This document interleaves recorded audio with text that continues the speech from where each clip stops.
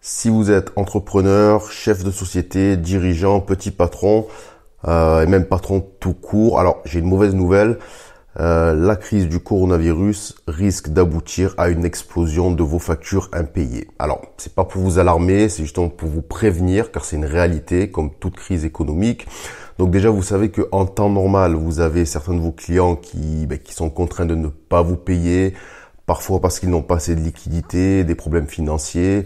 Puis vous avez aussi les habituels mauvais payeurs, ce que j'appelle des escrocs, c'est-à-dire ils ont le fric, assez pour payer vos factures, mais ils tentent quand même de vous arnaquer. Bon, malheureusement, en période de crise, et là le coronavirus, oh là j'arrive même plus à le prononcer ce nom, en est une majeure. Alors pour l'instant, on ne sait pas quelles vont être les conséquences, mais vu que des milliers d'entreprises françaises sont contraintes de stopper leur activité, notamment alors, tous les commerces, les restos, mais également aussi pas mal d'artisans, de ce que j'ai entendu.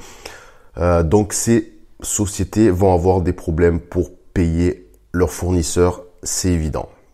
Elles vont se retrouver dans des situations inédites et compliquées. La trésorerie va baisser et puis forcément, leur priorité, ce sera de survivre à la crise que nous traversons. Par conséquent, une bonne partie de vos clients et même les particuliers, parce que c'est pareil, pour ceux qui restent à la maison, bon, je sais pas comment l'État va solutionner tout ça. Si ça dure 15 jours, ça va. Si ça dure 3 mois, c'est autre chose. Donc, une bonne partie de vos clients vont choisir de ne pas vous payer les factures qu'ils vous doivent. Et oui, pourquoi? Parce que vous ne faites plus partie de leurs priorités.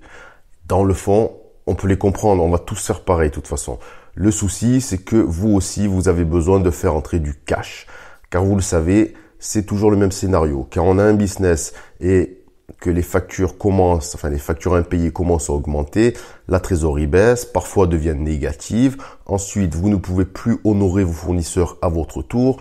Vous êtes obligé de geler les salaires de vos employés, voire le vôtre, et votre entreprise fait faillite. Alors, évidemment, ce scénario catastrophe n'est pas inéluctable. Je le répète, mon but c'est pas de vous faire peur, c'est de vous donner des solutions et c'est surtout de vous faire prendre une longueur d'avance sur les autres. Alors, pour comprendre le point où je veux en venir, on va prendre un exemple.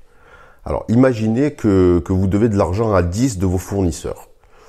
10 fournisseurs différents et à chacun vous devez une facture de 100 euros, ce qui fait un total de 1000 euros. 1000 euros. Donc vous devez 100 euros à l'un, 100 euros à l'autre, hop, 10 factures fois 10 fournisseurs.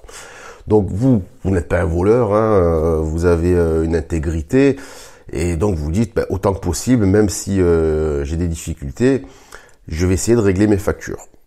Voilà, et puis vous n'avez pas envie de vous fâcher avec vos partenaires, oui, ça serait assez bête. Le problème, c'est que vous êtes, comme un peu beaucoup d'entreprises en ce moment, vous êtes dans l'incapacité de payer les 10 factures que vous devez à 10 entreprises différentes, alors du moins sur le court terme.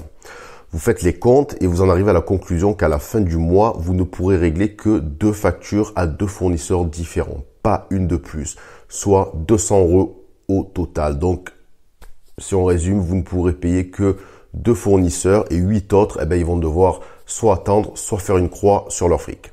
Alors, qu'est-ce que vous allez faire, Qui allez-vous payer en priorité? Alors, on va partir du principe que dans les fournisseurs, il n'y a pas votre beau-frère, votre cousin. On va dire que ces 10 fournisseurs sont tous aussi importants pour vous les uns que les autres et que vous n'envisagez pas d'en privilégier un en particulier. Donc, une semaine après le début de la crise, vous faites le bilan et vous constatez que sur les 10 fournisseurs à qui vous devez de l'argent, il y en a 8 qui ne se sont pas manifestés auprès de vous. D'accord? Il y en a un, il vous a téléphoné ou envoyé un email et puis il vous a demandé de le payer. Alors, il n'a pas été agressif, il vous a juste expliqué qu'il a besoin d'argent et que votre facture est arrivée à échéance et ça serait sympa de la payer. Et puis il y en a un autre, lui il est un peu plus virulent, direct, il a entamé une procédure judiciaire à votre encontre et il vous a mis au courant. Donc vous, qui allez-vous payer maintenant? Alors en toute logique, si ce serait un comportement humain, et d'ailleurs je l'ai constaté durant ma carrière de chargé de recouvrement, quand les gens sont en situation de crise, qui peuvent pas payer tout le monde, qu'est-ce qu'ils font? Il y a 90% de chances pour que si vous soyez dans ce cas, vous payez en priorité les 2 fournisseurs qui ont effectué une action de recouvrement à votre encontre. Pourquoi? Parce que le premier vous a contacté, il a été cordial et vous a rappelé à vos obligations. Et parce que le second, qui est un peu plus dur, n'a pas l'intention de se laisser faire et a déjà entamé les prémices d'une action en justice. Et franchement, entre nous, vous retrouvez avec un huissier au cul, c'est la dernière chose dont vous avez besoin en ce moment. Tout ça pour vous dire que il y a une chose à bien comprendre, que ce soit en temps de crise. Alors là, on prend, évidemment, c'est le coronavirus. Alors, on est obligé d'en parler. Si on parle pas de ça, plus personne ne s'intéresse à rien en ce moment, de toute façon. Donc, on est tous focalisés sur ça et c'est normal. Donc, je suis obligé d'en parler aussi. Donc, comme je disais, en temps de crise, ce genre de phénomène va s'amplifier. Et voilà. D'ailleurs, en temps normal, c'est pareil aussi. Vous voyez, on peut avoir une entreprise, un particulier qui a des problèmes pour payer, crise ou pas crise. Donc, quand on est incapable d'honorer l'ensemble de ses dettes, qu'est-ce qui se passe? On paye souvent en priorité les fournisseurs qui se montrent les plus réactifs. C'est comme ça, c'est humain. Ceux qui ne font rien, ne relancent pas, attendent, subissent, eh bien, ils seront, retenez-le bien, les derniers de la liste à être payés. Et encore, s'il reste de l'argent. Parce que j'arrive plus à parler, j'ai peut-être le corona là. La réalité est là, ceux qui réagissent le plus rapidement et le plus efficacement face à un impayé détiennent un avantage sur les autres. Ils seront payés en priorité, je me répète. Donc, partant de ce constat et en tenant compte de la crise actuelle du coronavirus qui se propage et dont on ne connaît pas encore la durée, les tenants, les aboutissants, vous devez passer à l'action dès maintenant. N'attendez pas. Relancez vos clients en retard de paiement de suite. Envoyez des courriers de relance, des mises en demeure de payer, lancez des procédures judiciaires si nécessaire. Bon, là, c'est plutôt quand vous avez affaire à des gens de mauvaise foi. Mettez surtout en place une stratégie de recouvrement de créances claire, efficace et durable. Bref, soyez réactifs, organisés, sous peine de ne jamais être payé. Alors, vous allez me dire, il y a un hic. Oui, je sais, vous avez la tête dans le guidon, surtout en ce moment, et vous n'avez aucune idée de la façon de vous y prendre. Vous n'avez aucune stratégie. Rassurez-vous, c'est normal. Le recouvrement de créances, c'est un métier, ça ne s'improvise pas. C'est la raison pour laquelle, moi, qui ai une expérience de 12 ans en tant que chargé de recouvrement, j'ai créé 2 formations en ligne, en ligne, c'est ça, pardon, dont l'objectif est de vous donner les clés du succès, celles qui vous permettront de faire passer à la caisse les clients récalcitrants, les mauvais payeurs et aussi les clients qui n'ont plus beaucoup d'argent mais qui devront faire un choix parmi leurs fournisseurs pour savoir qui ils paieront en priorité. Et l'objectif, c'est que ce soit vous. Alors la première formation, elle s'intitule le recouvrement de créances pour les nuls.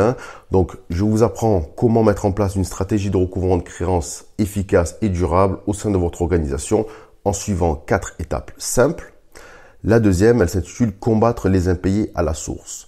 L'objectif, c'est de tuer les impayés dans l'œuf, en découvrant les secrets du recouvrement préventif. C'est éviter que les impayés se créent, vous verrez, c'est la meilleure méthode pour se prémunir contre les impayés.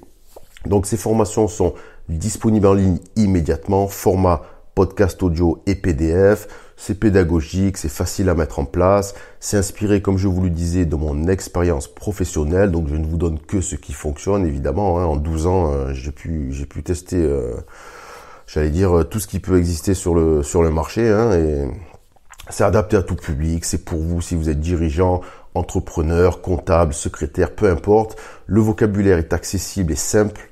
C'est illustré aussi par des exemples concrets et de terrain tirés de ma petite histoire personnelle. Donc, n'attendez plus pour passer à l'action. Formez-vous à distance au recouvrement de créances et commencez à faire entrer du cash dès demain matin. Et oui, si vous êtes cloîtré à la maison ou si c'est pas vous, mais votre secrétaire, votre assistante, votre comptable, faites-les bosser. Pas de temps à perdre. Et puis, de toute façon, il faut occuper les gens. Donc, autant en profiter pour apprendre. Et puis justement, en temps de confinement, écoutez, de toute façon, le télétravail et les formations à distance, c'est l'avenir, ça j'y ai toujours cru, mais c'est aussi le présent encore plus aujourd'hui. Donc, anticiper, c'est ça un peu l'objectif, parce que même si la crise ne dure pas longtemps, même si elle dure 1 mois, 2 mois, 3 mois, après, vos clients, il y aura énormément de retard de paiement, énormément de faillites, malheureusement. Bon, j'espère que non, mais bon, même si l'État intervient, sur la masse, évidemment, il y a des boîtes qui vont couler, donc c'est triste. Alors, mais pour pas en faire partie, franchement, faites des actions de recouvrement de créances dès maintenant. Moi, c'est ce que j'ai toujours fait, c'est ce que je vais faire encore aujourd'hui, même si moi, évidemment, je n'ai pas d'impayé parce que j'ai tout ficelé. Bon, c'est mon métier, encore heureux, mais si ce n'est pas le vôtre, passer à l'action dès maintenant. Voilà, les liens pour les formations sont dans les descriptions. À tout de suite et surtout, bon courage à tous, soyez forts et profitez de cette période pour bosser, pas forcément sur le recouvrement, il n'y a pas que ça aussi, hein, mais profitez-en pour lire, pour bosser, pour vous former, pour avancer, ça sera déjà ça de gagner. Allez, à bientôt, bon courage.